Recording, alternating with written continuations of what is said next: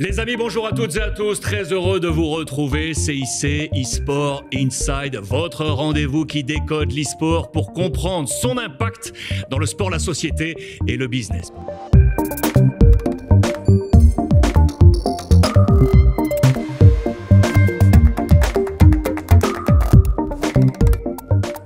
Pour m'accompagner, monsieur Bertrand Amar. Salut Bertrand. Salut Alex, bienvenue chez toi et bienvenue à notre invité. On est ravis de recevoir madame la présidente de l'association Women in Game, c'est Morgane Falaise. Bonjour Morgane. Bonjour à tous deux, merci pour l'invitation. Avec bonjour plaisir. Morgane, merci d'être avec nous. Alors Women in Games, en France, association professionnelle créée en 2017 et qui regroupe 2300 membres œuvrant pour la mixité dans l'industrie du jeu vidéo en France. J'ai quelques chiffres à vous donner à la maison et on va les développer ensemble. L'objectif, il est très clair. Il est de doubler le nombre de femmes et personnes non binaires dans l'industrie en 10 ans. Une décennie. Alors si aujourd'hui un joueur sur deux est une femme, en revanche, celle-ci ne représente que 22% seulement des employés au sein des studios. C'est pas beaucoup. C'est une évolution qui se ressent également au niveau des offres d'emploi dans le domaine de l'e-sport. Est-ce que c'est une réalité? Est-ce qu'on peut accompagner ce mouvement quant à l'inclusivité et cette mixité? Est-ce qu'on peut aller plus loin? Oui. Complètement, on peut aller plus loin et c'est déjà le cas en fait, puisqu'aujourd'hui, donc on parle de 22% de femmes dans les studios, mais il y a 4 ans, on était à 15%. Donc on voit une évolution ces dernières années et forcément, chez Women in Games, on trouve ça extrêmement positif et on l'encourage. Et alors, le constat, il est là, c'est que l'univers du jeu vidéo, historiquement, était plutôt un univers masculin qui faisait des jeux entre hommes pour des hommes. C'était marketé pour des hommes. Donc forcément, les femmes ne se sentaient pas forcément très invitées à la table. Aujourd'hui, les choses changent un petit peu. Et on est là justement pour accompagner toutes ces structures qui aimeraient féminiser un petit peu plus leurs équipes. Et donc ça se passe en plusieurs temps. La première étape, c'est de se rendre compte de l'intérêt de la mixité dans son équipe. Et c'est tout simple, c'est tout simplement plus de mixité. Ça permet une plus grande richesse de points de vue. Ça permet aussi une plus grande intelligence collective. Et donc on prend de meilleures décisions.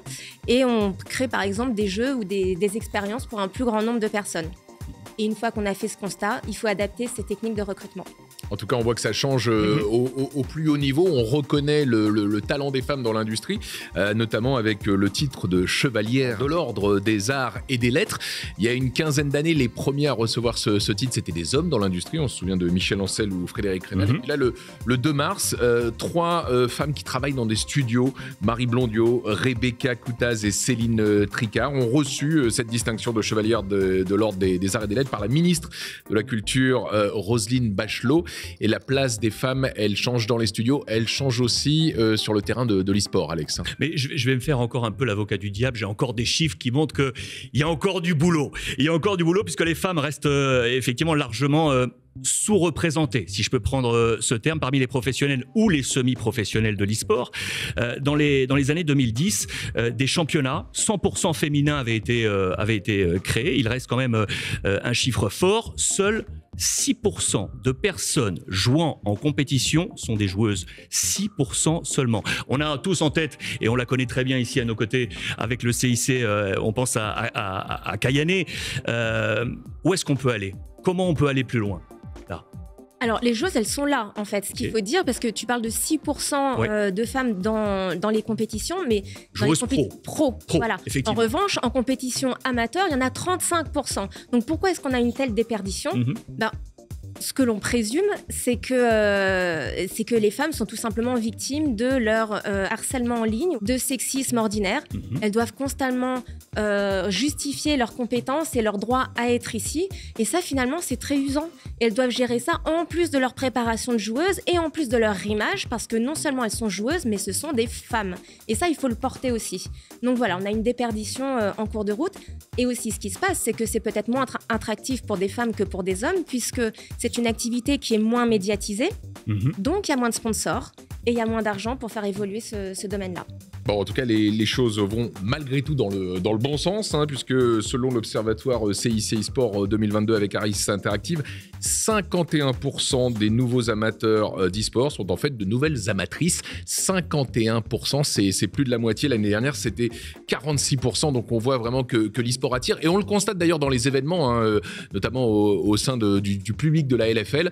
Lors du dernier événement à Nice, on a vu de plus en plus de supportrices de teams au sein du public. Ça veut dire qu'elles n'ont plus peur de s'afficher comme fans d'e-sport, fans de gaming, quoi. Oui, complètement. Et je pense qu'il y a un système un petit peu vertueux qui s'est mis en place, notamment avec l'intérêt des marques grand public pour l'e-sport. On a vu par exemple lors des Worlds de League of Legends qui ont eu lieu en France, il y a eu énormément de médiatisation et beaucoup de partenariats, par exemple celui avec Louis Vuitton, forcément. Mais donc l'e-sport a un côté un petit peu plus grand public aujourd'hui, un peu plus mainstream et plus accessible. Et donc je pense que ça participe aussi à ce mouvement-là. Je suis content parce que moi, mes 2 filles, à vous écouter, elles vont me dire, tu vois, papa, tu avais raison, on a le droit d'y aller sans aucun problème. Et il faut. Merci Morgane. Avec plaisir. Merci infiniment. Merci Monsieur Bertrand. Merci Alex, merci Morgane. Merci à vous tous à la maison. Prochain épisode, CIC eSport Inside.